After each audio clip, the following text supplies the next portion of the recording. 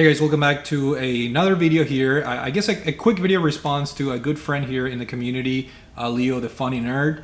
He did a video recently of 5 games you should be playing or 5 games you should have played.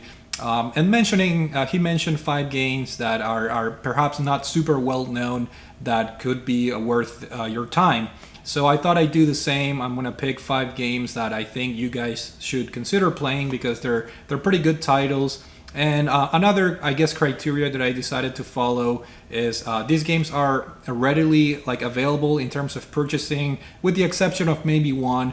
But for the most part, these games are available, digitally, physically, if you guys want to go that route as well. But they're not like super expensive games or for obscure systems like the Atari Jaguar or anything like that. These are games that I think you guys should try it if you haven't done it yet. The first one is actually on 3 different systems, so it shouldn't be too hard to get. And I'm talking about Captain Toad Treasure Tracker. And I'm recommending this game because it's just a very fun, lighthearted puzzle adventure game featuring Toad. This is an extension of the side levels that were found in Super Mario 3D World, with the exception that this particular game focuses a little bit more in depth. There are over, I believe, 70 levels, and this is readily available both digitally and physically, as you guys can see here, for multiple systems, including the Wii U, the Nintendo Switch, and I believe the Nintendo 3DS also has another version of the game. So these are fun puzzle games that you guys can play with with your significant other, your wife, friends, daughter, sons, whatever. They're very lighthearted and just fun puzzles to solve, and very easy to pick up and play, but just a joy to play. So Captain Toad, definitely a good recommendation for just a fun game.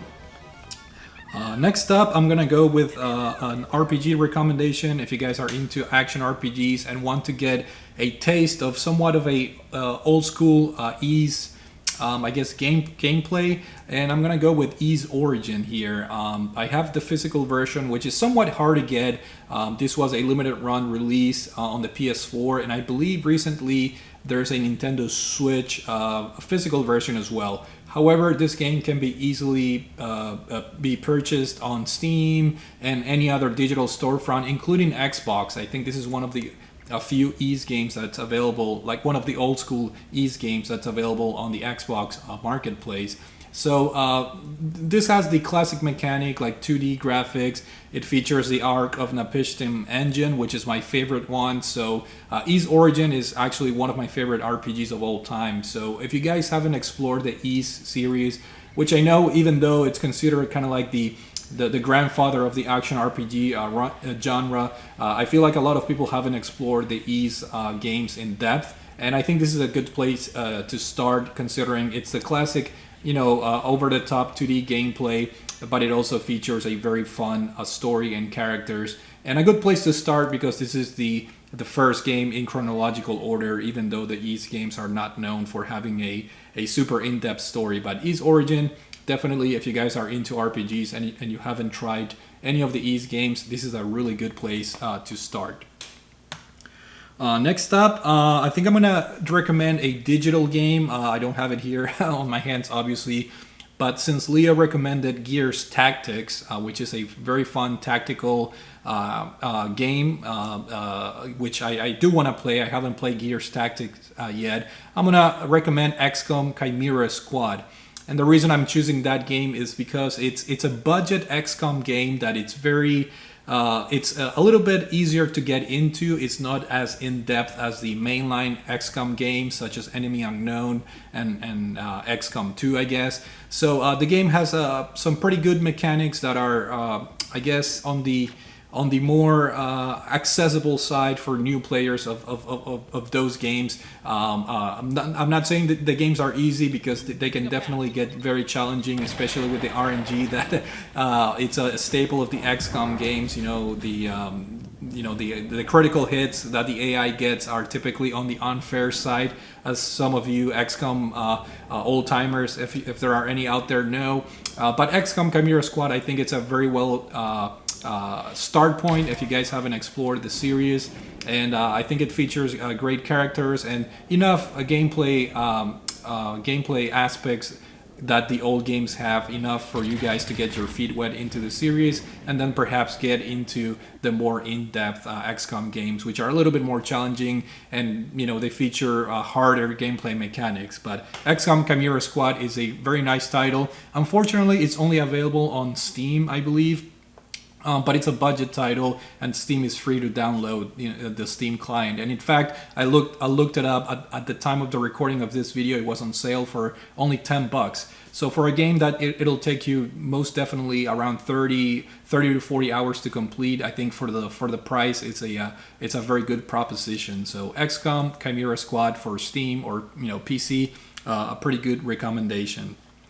Now I'm going to go with a PlayStation 3 title that's exclusive to the system. That may sound like it's hard, but this game is available through the PlayStation Now service. So you do have that opportunity to either pay for the service or still download it. I think the PlayStation 3 store has reopened after a lot of people complained.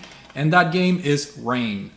This is a game developed by the Sony Japan studios, and it's one of my favorite games in terms of atmosphere. It's a very short game that features a very interesting atmosphere and art direction. It kind of reminds me a little bit of like the Team Eco games. It has a very emotional connection between the characters in this game. You control a young boy that's trying to communicate with this girl, and I just love the setting in this game. It has this European mid 20th century kind of vibe, and the whole game takes place while it's raining, and you have to use kind of like stealth mechanics that combine with the rain effects. You have to disguise yourself and in order to bypass enemies and whatnot. It's a very short game. I think you can probably beat this in like 3 to 4 hours. And highly recommended. This is a physical version that I had to import from Japan because I love this game so much that I wanted to have a physical version. But again, this should be available on the PlayStation 3 store and also through the PlayStation Now service via streaming. So Rain, one of those very, I guess, strange titles because it was developed first party by Sony, but it never saw a release on the PS4 or PS5. As far as I'm concerned, and the soundtrack in this game is wonderful. Some great piano pieces, and combined with the gameplay and the emotional kind of like connection between the characters makes this game very nostalgic for me. I got this when it was released back in 2013, I believe. So very great game. If you guys haven't played this yet and you're looking for a short and very interesting title. And the last game is the one that it may not be accessible. Unfortunately, I had to look this up right before I started recording the game. This game was available via Game Pass. As some of you guys may know, Game Pass includes EA Play or EA Access, I believe it's called now, which, you can play any EA games on the service. But for whatever reason, this game got pulled out. And it's not even available to purchase online, as far as I'm concerned, neither on the PS3 store nor the 360 Microsoft or Xbox store. So it might be a good chance to get a physical copy of this game before it rises up in price. I believe the physical copies of this game are going for around $55. So it's gaining up in price quickly.